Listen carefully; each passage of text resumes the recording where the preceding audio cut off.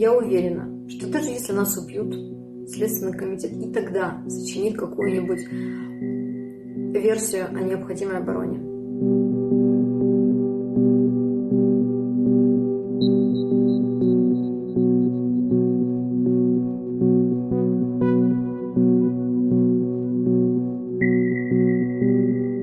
И я также уверена, что все жалобы в Генеральную прокуратуру и в приемную председателя Следственного комитета, как обычно, останутся без ответа.